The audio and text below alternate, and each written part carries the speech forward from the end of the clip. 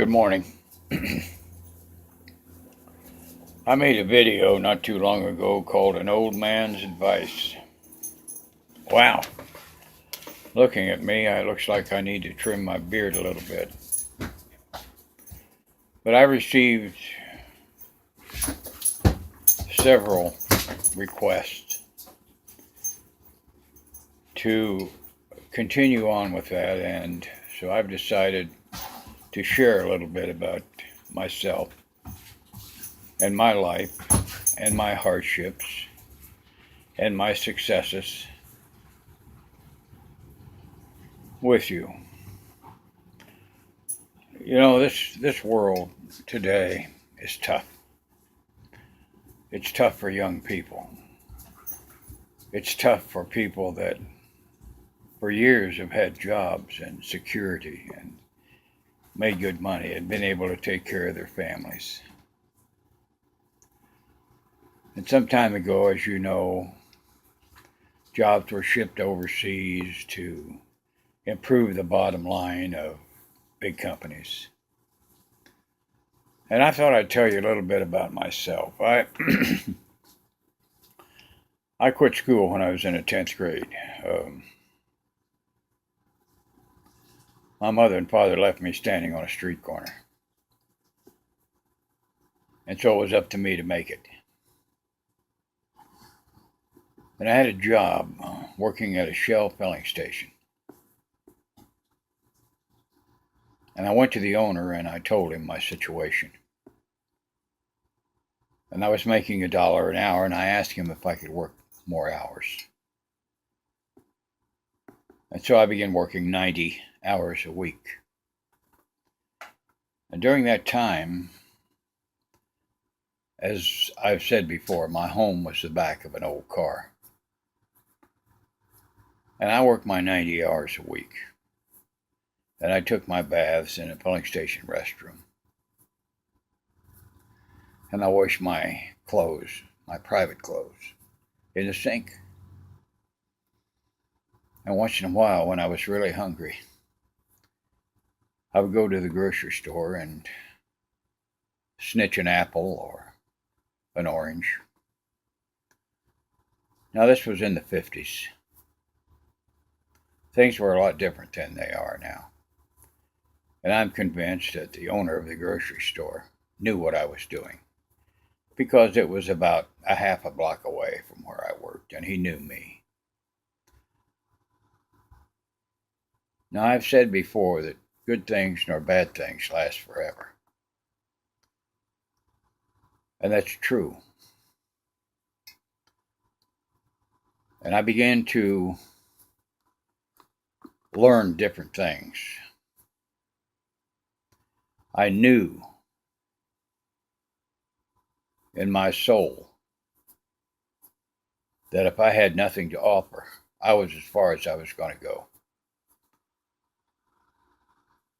Now, unemployment at that time was very high.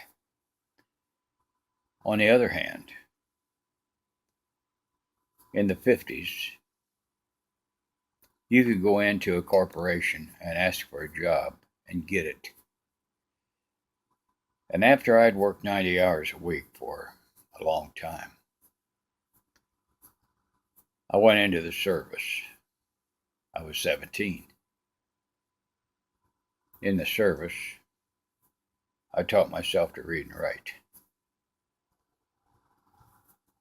The first book I picked up was a book written by Louis L'Amour, and it had 196 pages in it. I'll never forget it. It was a cowboy story, a western.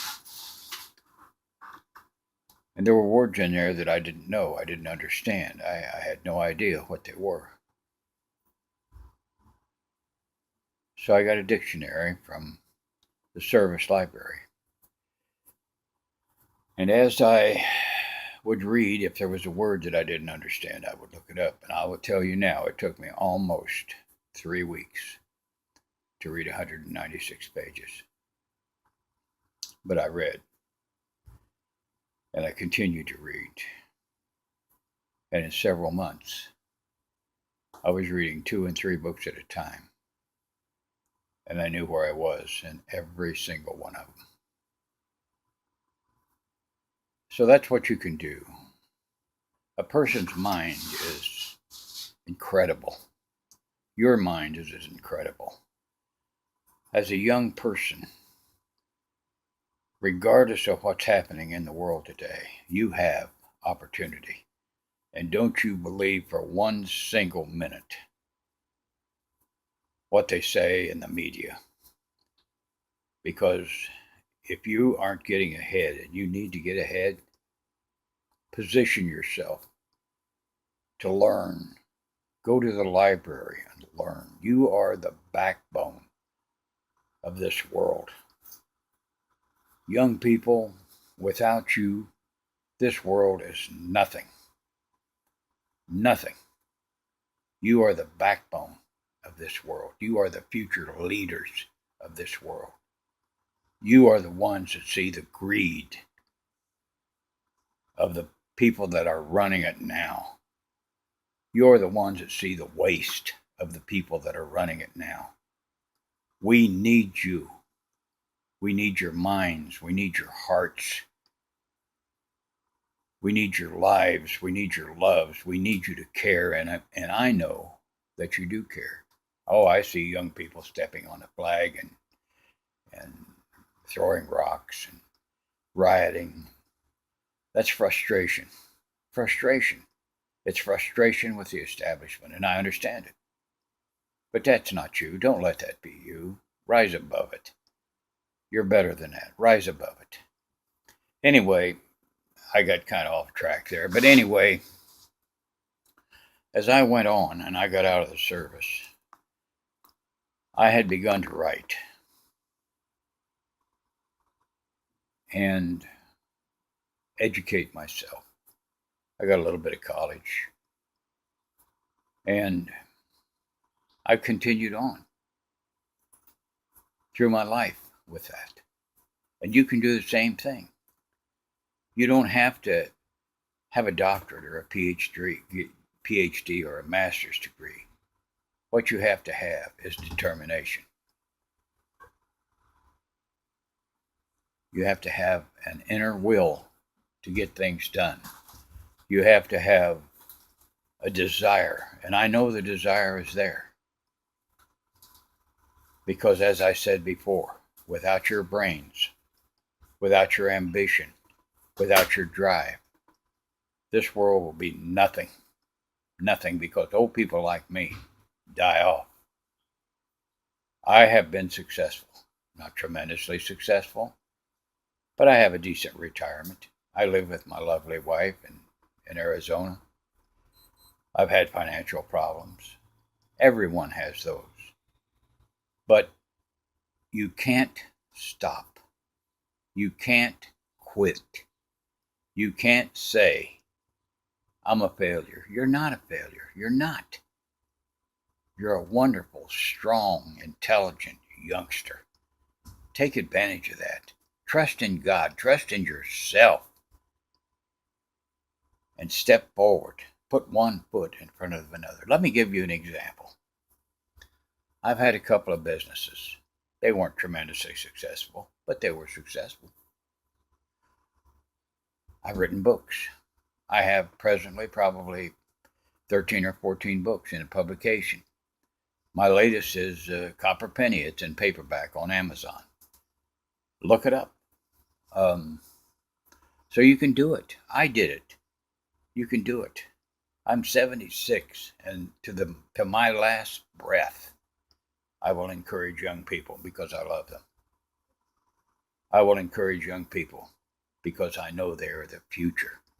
You are the ones that must save the oceans. You are the ones that must save the air. Because those that are in power, the bottom line, unfortunately for many, many of those in power all over the world, is wealth and power over others. So I'm going to close this now, but I just wanted you to know that people like me, old soldiers, old people, we understand. and as old as I am, I would pick up my cane and defend you to my last breath because I love you. So I'm going to stop now, but just remember, never quit, never quit.